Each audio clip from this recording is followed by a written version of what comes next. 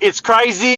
It's crazy. It's crazy. People are talking about interest rate anxiety. We hear it all the time with buyers. We hear it all the time with sellers. And we've got some solutions. Stay tuned. We'll talk about them right now.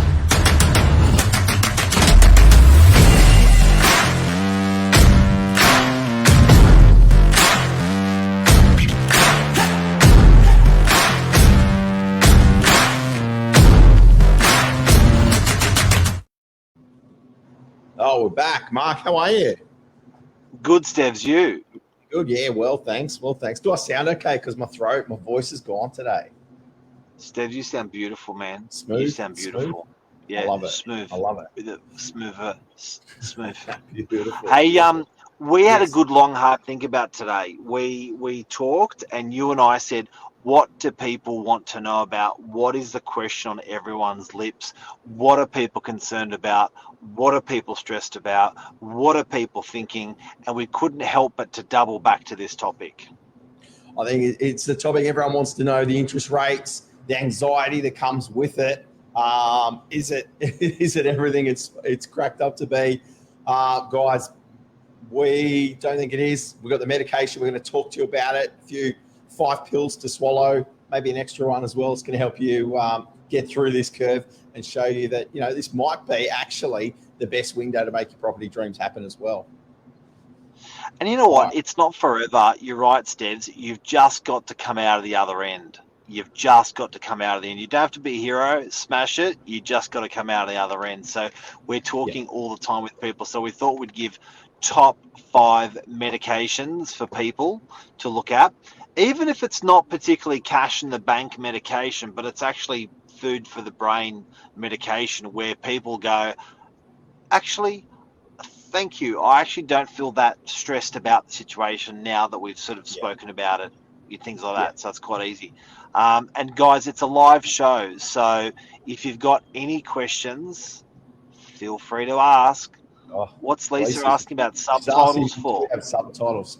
She thinks she's on SBS. I don't know. Lisa, sorry. I'm over 40. I don't know how that works on here. Mark might help. What do subtitles mean? Means what are you saying? Excellent. Okay. You ready? I'm ready. Are you ready for the first one? Okay. I'll do my version. You do number one. You love number one. Okay, so interest rate anxiety. Everyone's got it.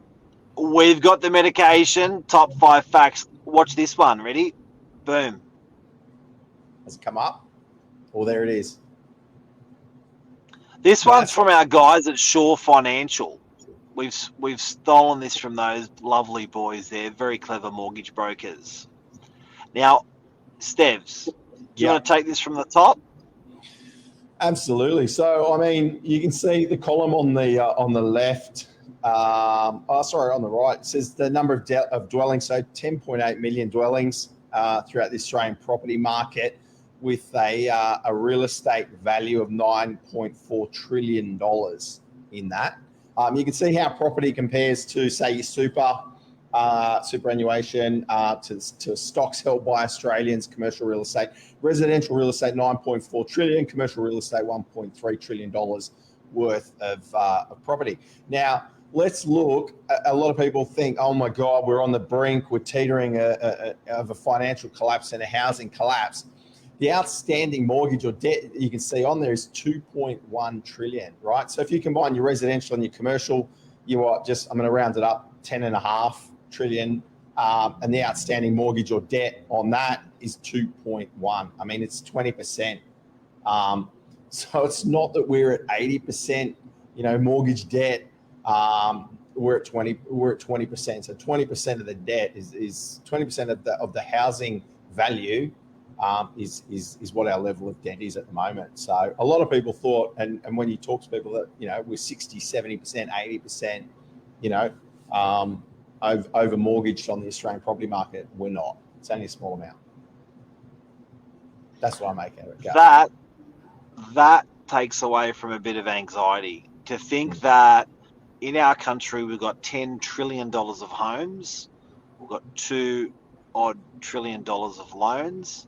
That makes me feel a bit comfortable. Yeah, it's pretty stable. It's pretty stable. Pretty stable. But I mean, and housing makes up the majority as well. Like when you saw the stocks and super, housing's where most Australians' wealth is as well. And we'll talk about it a little bit later. But we'll talk about how the government's involved with this as well. But most Australians have got this. Housing, I should say, makes up the biggest value that Australians hold. And it's only logical that the biggest debt is going to be, interest rates as well against that. So it's pretty, in my opinion, a 20%. Should we use LVR as like a rough comment? 20% LVR is, not too bad. Well, it's actually 80%. We've got 80%. I feel safe. I feel safe that if most of the country's wealth is held in property, it's very close to the bosom of Australians and close to the bosom of the government and close to the bosom of the banks to look after that asset. Don't be mean to it. It's where a lot of sentiment's held. Absolutely. Yeah, you like the word Beautiful. bosom? Bosom buddies. Thanks. All right, so that's number one. Is just the level of debt is 20%. It's not 80%. Number two, we're talking about the percentage of everybody's talking. All the buyers. Oh, I'm waiting. All the fixed rates are about to end. I'm going to cash in as a buyer. The market's about to drop. My God, when everyone comes off their fixed rates, it's going to be what are we catastrophe, is what people are saying. Yeah, the market's over. Do you have anything to fix my anxiety on that, Steve? I do. You might be shocked to learn that only a third of the country's mortgages are going to be coming off fixed rates next year, or this year, sorry. So it's not, again, it's not 80%, it's not 90%, it's 30%. 30%, 1 in 3 will be coming off that fixed rate. So 2/3 have already climatized to the current rates, is what you're saying. Absolutely. Yeah, spot on. So only 1/3 is sitting on fixed rates, guys. So sorry if you're a buyer and your strategy is that. Sorry if you've paid money to somebody to tell you that it's going to be different. That's where it is, 1/3. Number 3 is that, look, the rate's definitely pushing up the payments, but the rental cycle has just dramatically jumped. I know we're on the Northern Beaches market, but look at what's going on here with prices on the rental side. We were saying, the flexibility now to be able to rent your home out and take that income to help you to assist, and you go live with mum and dad, or go lease somewhere cheaper, or live somewhere else as well, and still hold the asset is very, very realistic as well. So if you are pushed towards that top end of your comfort level, there's an option to rent, which probably 2 or 3 years ago wasn't such a great idea if we were in this position. But today, with the way the market is and rental returns, and you can't go far without turning the TV on, and there's lines out the door for rentability and numbers of stock out there. So rents have jumped in the eye of property prices being affected by the rates. The rental market's absolutely boomed behind it. So if you've just tuned in, we're talking about interest rate anxiety. We're talking about the topic that we are most addressed with of real estate agents in the community.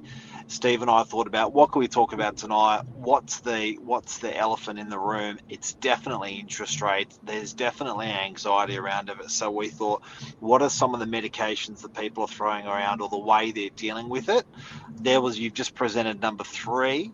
Number 3 is you rent the puppy out, and you've got this banging income of 500 a week is 25 grand a year, 700 a week is 35 grand a year, 900 a week is 45 grand a year, smashes the mortgage.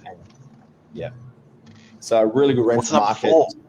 Number 4, we were talking about how the GFC previously, when we've seen a change in housing prices, is more of an economic factor. This year's factor is interest rate driven, which is a government controlled factor. So we were saying that, this is not This is something that the government's created the RBA has created by putting up rates, and that's what's really affecting our property market. It's not that there's an external force beyond them that is controlling or dictating how our property market's going. GFC, global finance, the whole economy across the world, the RBA, COVID, that's right. We were at mercy at COVID and those kind of factors. This is the RBA controlling our inflation via their strategies, whether you agree with them or not, but this is what's going on. And it's something that can be reversed or changed, if they need, or controlled or monitored closer than a GFC or than COVID could have been, or whatever else there might be going on in the world. This is Stevs, that means a lot. That means a lot to me. That means a lot. When I was looking up the wall of COVID, and not a government, not a person, not a doctor, not a professor had the solution, or even the medication to make a change to COVID, I was worried. When I saw that happen with GFC, and it was a global thing, and it was a financial crisis, I was worried. I was like, no one's actually got the antidote or the to this. But I like what you've just said about the government. I've liked what you've just said about if it gets real bad, too bad, they can always tweak the levers a little bit with interest rates. They can pull them back. It's true. Yeah. So it's a little bit more of a controlled environment than it would have been with some other things. So that's point number 4. Point number 4. Number 5 was an interesting topic. We had some contribution from Michael Sillich on this one. And we were talking about going through when you were, for people that have applied for loans, previous to everything that happened in the last 12 months, the banks always had a built-in buffer for it as well. So it's not that this has caught them, unaware. Mark, you might want to talk about the buffer a little bit more. Yeah, like I think there's always been a 3 or 4% buffer on top of what they loaned you. And that buffer's been going on for 5 or 10 years, definitely 3 to 5 years, where banks have factored in that you will be able to afford a rate rise of 2, 3 or 4%, more like 4, maybe, percent. So the banks have actually looked at your honest numbers, looked at your honest situation, looked at your honest purchase and said, you know what, I think these guys can afford it even in higher time. So at the end of the day, if you've got a fixed rate and you are paying and you're coming off those fixed rates and the rates are 2, 3, 4% more than your fixed rates, it's been factored in that you can afford it. You were whinging about it because they wouldn't lend you any more money, and now it's rung true. That's all they loaned you. You're coming off that fixed rate. That's right. And, so a little bit of a buffer there. If you're coming off a fixed rate, you've been assessed in the last 3 years. Yeah, that's right. That's a very, very valid point. Very valid point. And if they've assessed you in the last couple of years, they've factored in a good solid rate rise into what they've lent you. So it can't be that bad. So that's point number 5. I know we did say 5 facts exposed, so that's 5. But I was also going to say, if you're a buyer in this marketplace, it is a great opportunity to be buying property. You are ahead, unfortunately, of your competitors that were out there 12 months ago buying. But something we're not seeing a lot of, and as the media portrays doom and gloom, is forced sales, is these mortgagees in possession. We're on the front line selling every day, Mark, and the number of clients we have that are in a position where they have to be forced is, really, really minimal. I haven't had one. Maybe the officers had one where they've said, look, this is probably a good idea for me to let this go. But it's not that the bank was on their neck saying, hey, we're taking this tomorrow if you don't move this. So I think as a marketplace, we're pretty active on the beaches. We can see there's not a lot of these mortgagees in possession or those type of sales coming up. And that's the last thing, in my opinion, that the government wants. It's the last thing that the banks want. And I think that if it ever did get to that point, like we were saying earlier, they could play with those levers, jiggle them around a little bit to keep it a bit tighter. But guys, look, overall, good property market, good time to buy, still a good time to sell. If you're upsizing, you haven't been in a better market to upsize than you have been in the last, probably 10 years than you are today. Can I say that would you prefer to buy $1 million? Yeah. Let me just work this one out. $1 million. Prices have come back 20%. Now it's 800 grand. Would you prefer to buy a property a year ago at 2% for $1 million? It would depend. Or would you prefer to buy a property today for $800,000 on a 4% interest rate? I haven't done the sums, but I'd probably say at 800,000. Because I know less, off the cuff, straight up, straight out, off the cuff. You are taking a 25-year, maybe even a 30-year mortgage on an extra $200,000. Yeah. Like, how good is it that rates have gone up? How good is it that you're buying it for 200 grand less? And how good is it that the mortgage for your rest of the life that you're paying interest on is going to be less? Yeah. I know I'm turning things around to suit the salesperson, but it's bloody true. Yeah. And the rates will change in the future. Just because the rates are where they are today doesn't mean they're here, in 5 years' time, 10 years. 10 years ago, they weren't where they are today, and nor were they 3 years ago. So, who's going to say in 3 years you can refinance to an even better position and you've got a smaller loan? So I agree with you on that one, Mark, 100%. It's a good one. Ladies and gentlemen, that is a show, and hopefully we've taken away a little bit of interest rate anxiety off everyone today. Thanks, guys. Thanks for joining us, Mark. Good to see you again. It's been a while. Thanks, Ledge. You're a legend. I love doing lives with you. You're so...